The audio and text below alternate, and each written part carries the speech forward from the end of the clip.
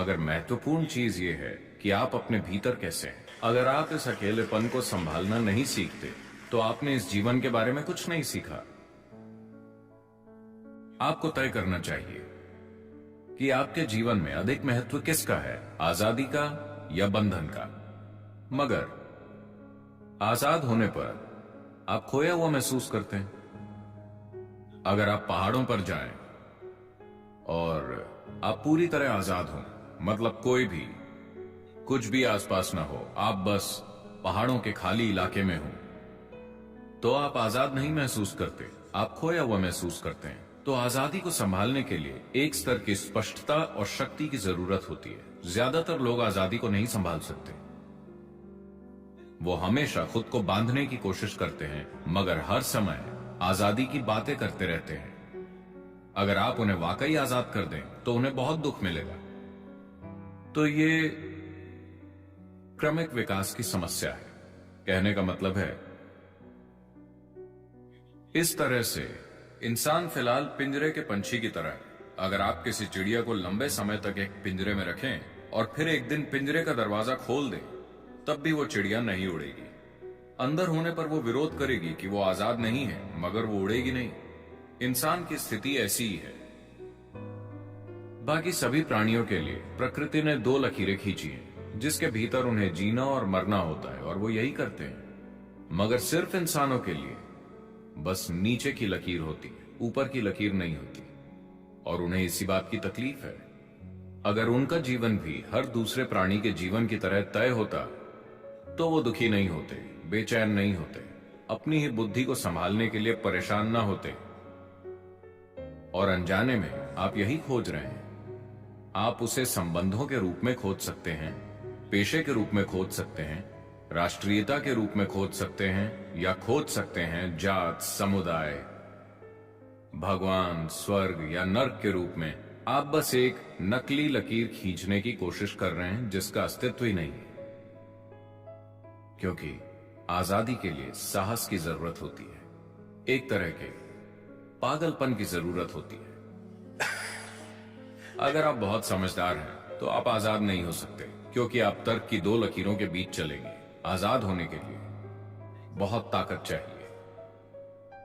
कि आप सबसे पहले, अगर आप आजाद होना चाहते हैं तो जिस चीज की जरूरत है, क्या आप जानते हैं कि हर इंसानी अनुभव का एक रासायनिक आधार होता है? हेलो, जिसे आप खुशी कहते हैं, वो एक तरह की केमिस्ट्री है, दुख दूसरी तरह की केमिस्ट्री है, तनाव एक तरह की केमिस्ट्री है, बेचैनी अलग तरह की केमिस्ट्री है, पीड़ा एक तरह की केमिस्ट्री है, परमानंद एक अलग तरह की केमिस्ट्री है, एक्सटेसी तो आप जानते हैं कि एक तरह की केमिस्ट्री है, मैंने सुना। तो आपके जीवन के अनुभव का एक रासायनिक आधार है। ये इसे देखने का सबसे सतही तरीका है। इसके दूसरे आयाम भी हैं, मगर आपको समझाने के लिए, या दूसरे शब्दों में जिसे आप अभी मैं कहते हैं, वो एक रासायनिक सूप है। सवाल बस ये है कि आप एक बढ़िया सूप है या घटिया सूप, है कि नहीं? अभी अगर आपके अंदर आनंद की केमिस्ट्री है,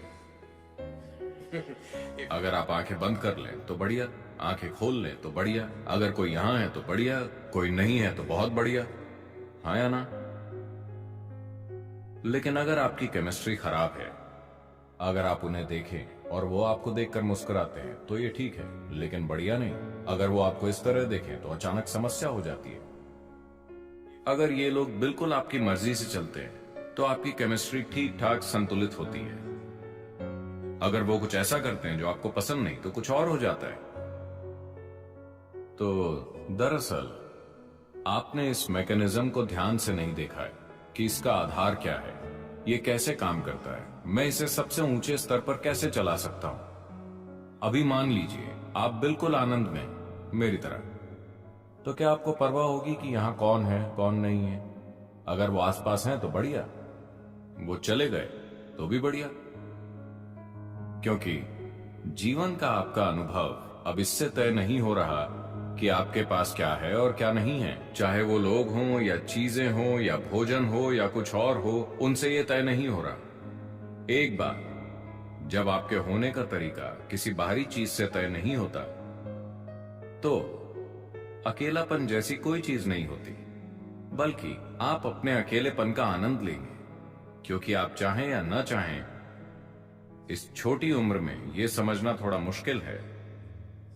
आप चाहें या न चाहें, इस शरीर के अंदर आप हमेशा अकेले होते हैं, है ना? चाहे आप संवाद करें या संभोग या और कुछ और कुछ और कुछ, फिर भी आप इस शरीर में अकेले हैं, हाँ या ना? Hello? If you don't learn how to handle this aloneness, you have not learned anything about life. This is the most beautiful thing. अगर आप इस अकेलेपन को संभालना नहीं सीखते, तो आपने इस जीवन के बारे में कुछ नहीं सीखा। जीवन के बारे में सबसे खूबसूरत चीज ये है कि यहाँ कोई नहीं आ सकता, ये सिर्फ मेरी जगह है, आया ना? क्या ये सबसे खूबसूरत चीज नहीं है? कोई मेरे अंदर नहीं घुस सकता। वो मुझे कैद कर सकते हैं, टॉर्चर कर सकते हैं, कई चीजें कर सकते हैं, मगर वो मेरे अंदर नहीं घुस सकते, क्योंकि मेरे पास एक जगह है जो सिर्फ मेरी है। क्या ये आपके जीवन का सबसे सुंदर पहलू नहीं है? इसे तकलीफ मत समझिए, ये सबसे सुंदर चीज है।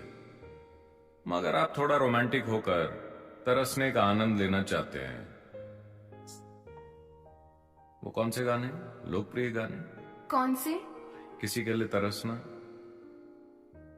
मैं तुम्हारे बिना जी नहीं सकती।